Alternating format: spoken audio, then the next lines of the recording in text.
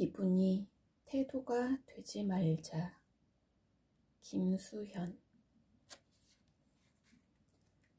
내가 내 감정 하나 컨트롤하지 못하는데 어떻게 인생을 컨트롤할 수 있겠는가? 당신의 감정은 당신의 것이고 당신이 해결해야 할 문제다. 그로 인해 주변 사람들이 피해를 봐서는 안 된다. 당신은 감정에 휘둘리지 않고 현명하게 본인의 기분을 관리할 줄 아는 지혜로운 사람이 되길 바란다.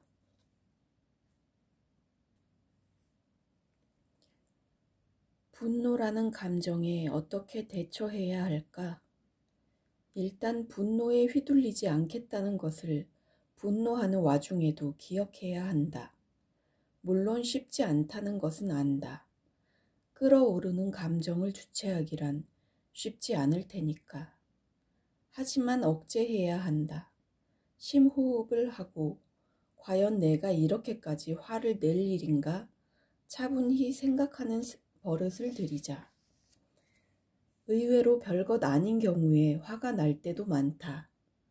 그 후 상황을 이성적으로 이해하고 감정을 정리한 뒤에 다듬어진 대화로 건강하게 분노를 표현하는 것이다.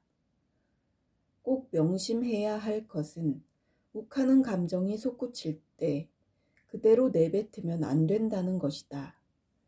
한번 화를 내기 시작하면 그때부터는 자제력을 잃고 감정적으로 변하기 때문이다.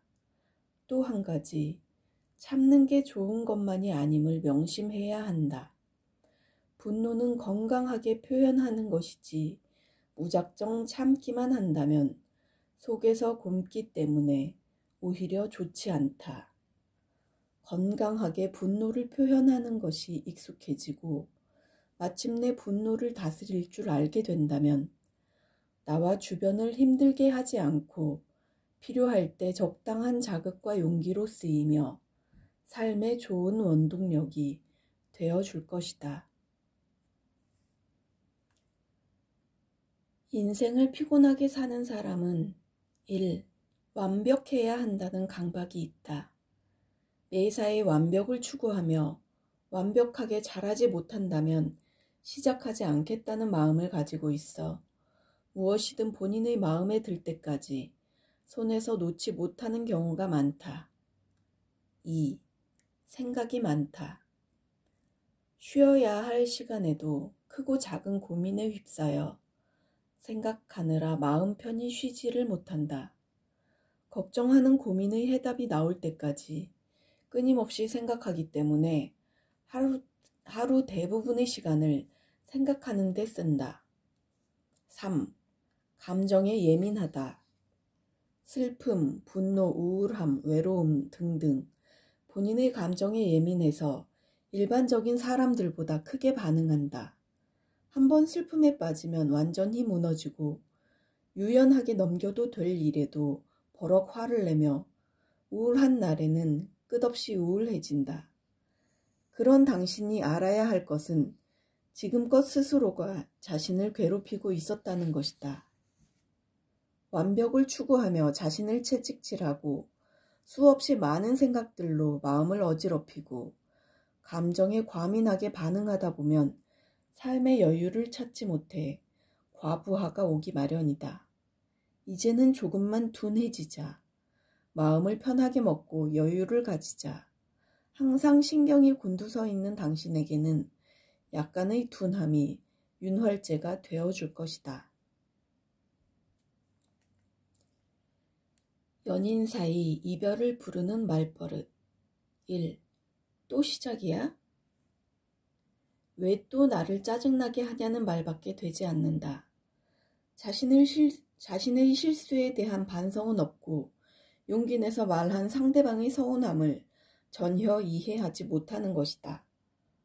또 시작이야 라고 말하기 전에 자신의 행동부터 돌아봐라. 2. 그래, 내가 미안해. 됐지?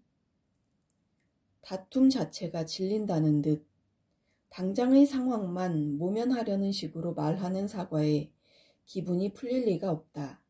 진심이 담기지 않은 사과는 상황만 더욱 악화시킬 뿐이다. 3. 나 원래 이래.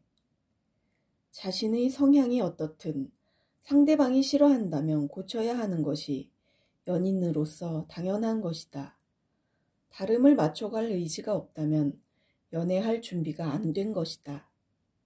4. 너는 잘못한 게 없어?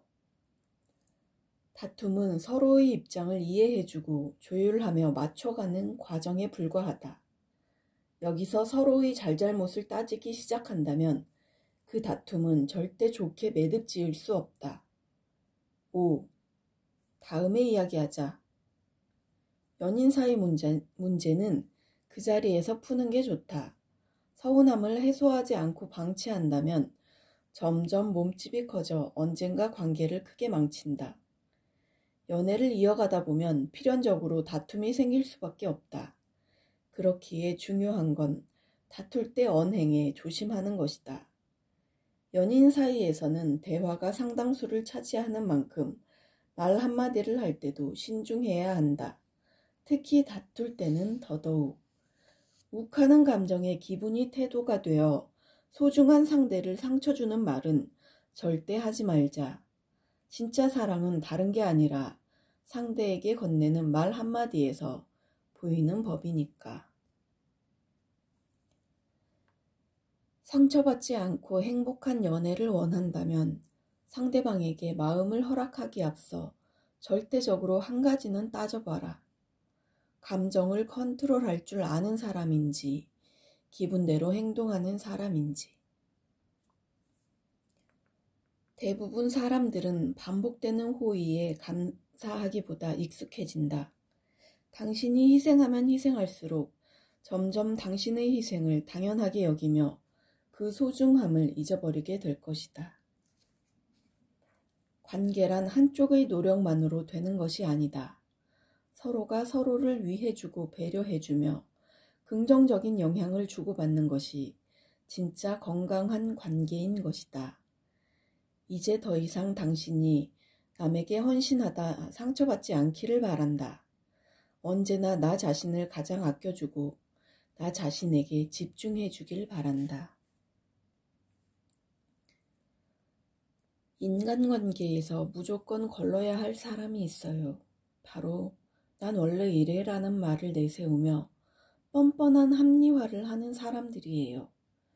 모든 사람은 지금까지 살아온 삶이 다 다르기 때문에 서로의 다름을 받아들이고 이해하며 배려 있게 행동하는 게 당연한 건데, 나 원래 이래라고 말하는 건 나의 성향을 일방적으로 맞춰달라고 강요하는 것밖에는 되지 않아요. 그저 무책임한 거고 이기적인 거고 어리광일 뿐입니다. 저런 태도를 가진 사람에게 이해해 줄 필요도 배려해 줄 필요도 없습니다. 혹시라도 주변에 그런 사람이 있다면 주저하지 말고 당장 관계를 정리하는 게 좋아요. 내가 희생하면서까지 이어가야 할 인연은 어디에도 없습니다. 모든 관계는 서로에 대한 존중이 기본이고 나에게 건강한 영향을 줄 때 이어가는 거예요. 한쪽이 다 이해해주고 맞춰주면 잠깐은 관계를 유지할 수 있을지 몰라도 당신이 굳이 그럴 필요는 없겠죠. 무례한 어리광 받아주지 마세요. 자기 성향만 주장하며 맞춰주길 바라는 사람들, 자기 뜻대로만 하려는 사람들, 무조건 거리를 두세요. 게으름과 번아웃을 구분하는 법. 무언가를 할 마음이 없다면 게으름이고 무언가를 할 엄두가 안 난다면 번아웃이다. 아침에 일어나기 힘들다면 게으름이고 아침이 오는 것이 두렵다면 번아웃이다. 시작하기 전에 불평부터 한다면 게으름이고 시작하기 전부터 버겁다면 번아웃이다. 흥미가 생기지만 하지 않는다면 게으름이고 흥미로웠던 것이 재미없어졌다면 번아웃이다.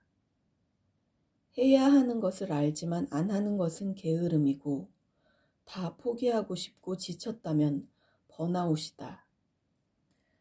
누구나 살아가다 보면 무기력한 순간들이 찾아오기 마련이다.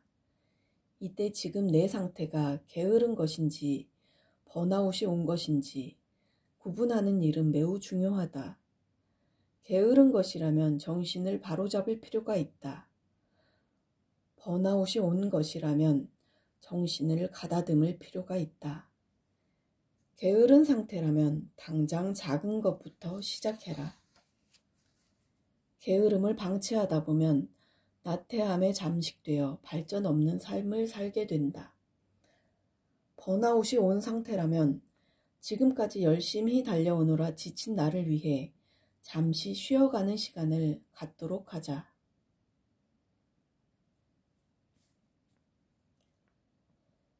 삶을 윤택하게 해줄 인생 좋은 10가지. 1. 힘들면 가끔 누군가에게 기대도 좋다. 2. 너무 힘들면 잠시 쉬어도 괜찮다. 3. 과거를 후회하지 마라. 4. 함부로 비밀을 털어놓지 마라. 5. 모두가 이번 생이 처음이다. 6. 인생은 원래 마음대로 되지 않는 것 투성이다. 7. 모두에게 사랑받을 수는 없다. 8. 내가 원하는 삶을 살아라. 9. 쓰레기장에 있으면 나도 꼬질꼬질해진다. 10. 쓸데없이 걱정하지 마라. 기분이 태도가 되면 안 된다. 좋은 인생을 살기 위해서는 기분을 다스리는 것이 필수다.